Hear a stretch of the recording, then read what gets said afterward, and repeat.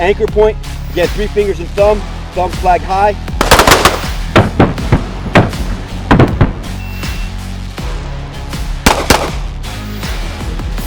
Building off of what we discussed yesterday, at the end of the day, we kind of talked about what violence looks like. And what we find is that violence takes place in specific ranges, right? So if I think about like the closest place, the closest ring of proximity in which violence occurs, where do we think that is? Inside of 5 feet. Inside of 5 feet. Inside of 5 feet? Okay. What do we think? Yeah, 3 to 5 feet. 3 to 5 feet? What if I said this? Let's draw a picture of this. You and another dude are between 2 parked cars in the Sheets parking lot at 1 o'clock in the morning,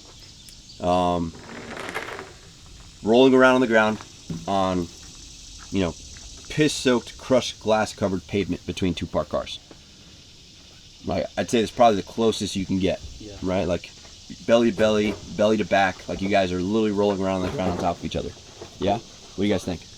Does it really get any closer than that? I'd say it probably doesn't get closer than that. The only way it gets closer than that proximally is if I'm now sticking fingers in your eyes, right?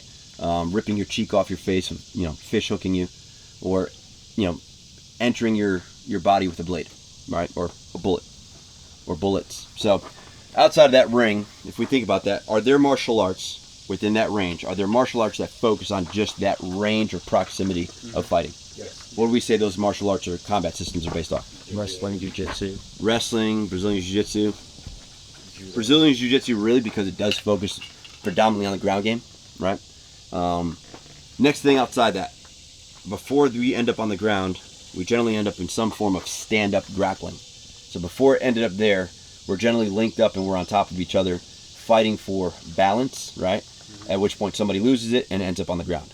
Are there martial arts systems that are dedicated to, their curriculum being 75% of the curriculum or more is geared towards solving the problem of stand-up grappling? Yeah. What would we say those are? Judo and wrestling. Judo, sambo, wrestling, right? Some Brazilian Jiu-Jitsu, right? Yeah. But when we think about that component, we really think more about like sambo, right? Wrestling, judo. Okay. If we go outside that ring, what would be the next thing? What do you think that looks like? Boxing. Kind of that clinch range, right? That, like in JKD circles, we call that the trapping range, right? I can deliver headbutts, I can deliver knees, I can deliver elbows well within that range. Some dirty boxing stuff, right? Some short strikes, some short punches. So outside that range, are there systems that focus on just that clinch range or just that trapping range? For sure. You have Muay Thai that has a heavy emphasis of application there, right? You have in the JKD circles, you have JKD trapping that stems from Wing Chun but is streamlined to support the trapping of specific limbs to open up lines of attack. Yes? Yes. All right, cool. Outside that range, what do we have? Like the boxing range. Now we're getting into like that boxing range, right? You're getting to boxing range. Well, like karate is taekwondo. All right. You Eastern, Western boxing, right? Outside that range, now what? Judo. What about kicking? Belly head kick. Right. So like, what modalities of combat sports or combat martial arts systems focus with 75% of their stuff are kicks? Taekwondo. Right. So there's as we start going through this and talking about it, we realize we can keep drawing circles. All right. So we draw another circle outside that one. What about that proximity? That proximal ring. What does that look like? Shoot. Now we start introducing so it's beyond the extension of just my empty hands, right, and kicks.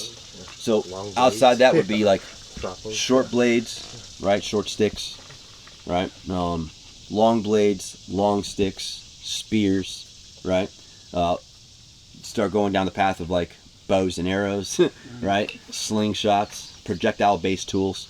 In today's modern tech, we'd think pistol, shotgun, carbine, precision rifle, extreme long range precision rifle, mortars, right, rockets, mortars, missiles. You can just keep going and going, and what we find is that if we keep drawing this out, you get all the way out to like long range nuclear missiles, right?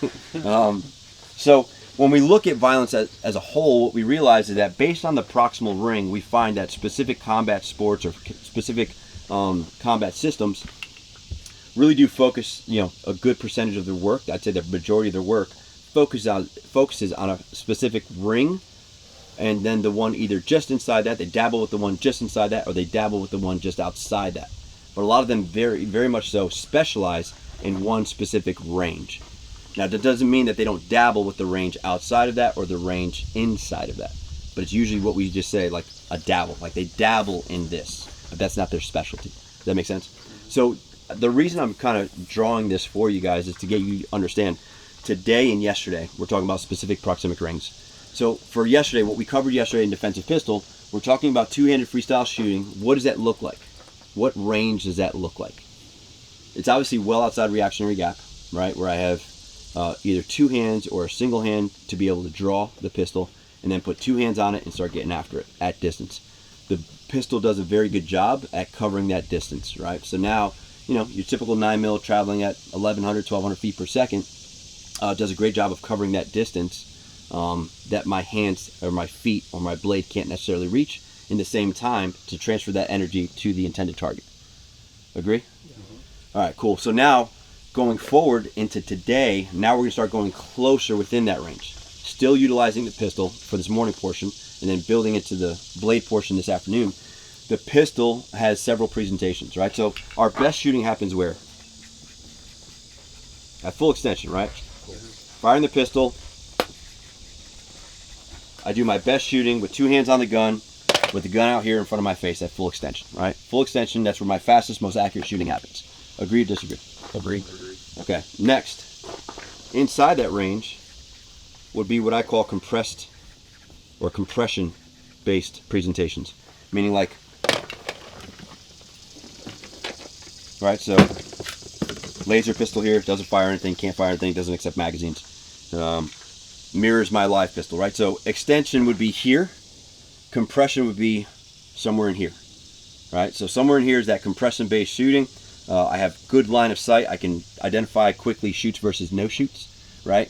And it's at a range where the individual, the opposition, can't necessarily grab the pistol if they reached out and touched it, right? So I want to make sure that this presentation is proper, right? This presentation would be improper if the guy can touch it, in my opinion, right? It's less than ideal. It's suboptimal. So at that range, I go to here.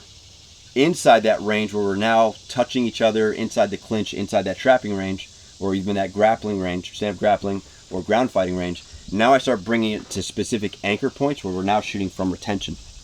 We call that retention-based shooting. I call that retention-based shooting, and that would be, right, shooting from specific anchor points, right, accounting for where that round's going to end up, whether I'm shooting at a low angle of trajectory or a high angle of trajectory to create a safe backstop, a safer backstop for where that is. Make sense?